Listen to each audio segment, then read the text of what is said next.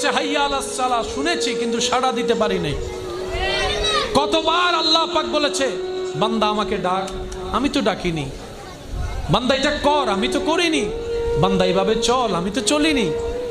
এইরকম হাজারটা আদেশ অমান্য করার পরও যেই রব দয়া বন্ধ করে নেই, রিজিক বন্ধ করে নেই, রহমত বন্ধ করে নেই, তিনি আমাদের রহমান রহিম। সুবহানাল্লাহ।